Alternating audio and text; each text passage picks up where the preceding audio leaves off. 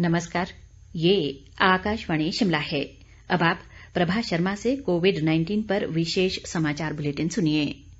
मुख्यमंत्री जयराम ठाकुर ने कहा है कि कोरोना से जंग में जूझ रहे कोरोना वॉरियर का बड़ी संख्या में संक्रमित होना चिंता का विषय है। इस मामले पर सरकारी स्तर पर मंथन चल रहा है और कैसे इस समस्या से निपटना है, उस पर कैबिनेट में भी चर्चा होगी। उन्होंने कहा कि जल शक्ति मंत्री महेंद्र सिंह की सेहत में सुधार हो रहा है और जल्द स्वस्थ होकर काम पर लौटेंगे। वे आज शिमला में चल रहे प्रदेश विधानसभा के मॉनसून सत्र के दौरान विपक्ष के नेता द्वारा जल शक्ति मंत्री महेंद्र सिंह के कोरोना संक्रमित होने के 14 दिन बाद भी सदन में न आने का मामला उठाए जाने के बाद इसका जवाब दे रहे थे। मुख्यमंत्री ने कहा कि जल शक्ति मंत्री महेंद्र सिंह से वे बराबर संपर्क में हैं। उन्होंने कहा कि डॉक्टरों से सलाह के बाद उन्हें अस्पताल में भर्ती किया गया था। डॉक्टरों ने कहा कि जब कोरोना के लक्षण हैं तो घर पर नहीं रखना चाहिए। फिर उन्हें अस्पताल में भर्ती किया गया।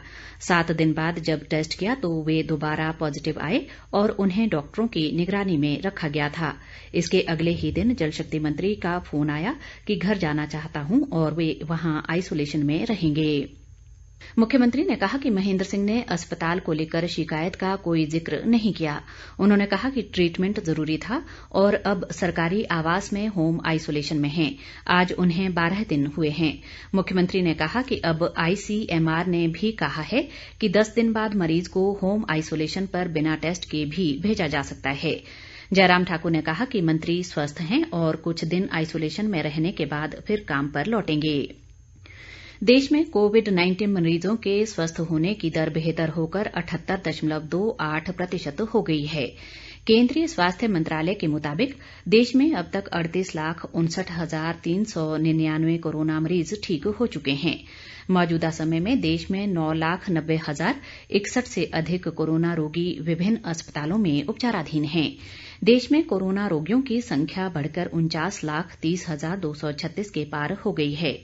देश भर में कोरोना से अभी तक 80,776 लोगों की मृत्यु हो चुकी है। इधर प्रदेश में कोरोना संक्रमण के मामलों में लगातार बढ़ोतरी जारी है और ये संख्या बढ़कर 9,972 हो गई है। आज अभी तक 63 नए कोरोना मामले सामने आए हैं।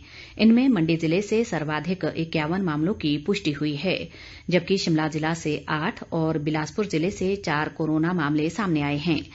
मौजूदा समय में प्रदेश में 3,704 कोरोना रोगी उपचाराधीन हैं, जबकि अब तक 6,167 मरीज उपचार के बाद स्वस्थ हो चुके हैं। स्वास्थ्य विभाग के बुलेटिन के अनुसार प्रदेश में अब तक 84 कोरोना मरीजों ने इस महामारी से अपनी जान गंवाई है। मौजूदा समय में सोलन जिले में सर्वाधिक 840 कोरोना के सक्रिय मरीज हैं।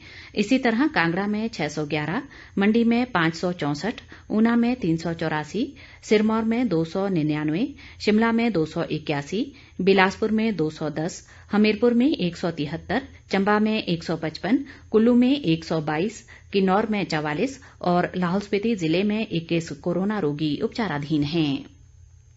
स्वास्थ्य मंत्रालय ने बताया है कि भारत में कोविड-19 से होने वाली मौतों की संख्या कम है और इस समय इस महामारी की मृत्यु दर 1.64% है।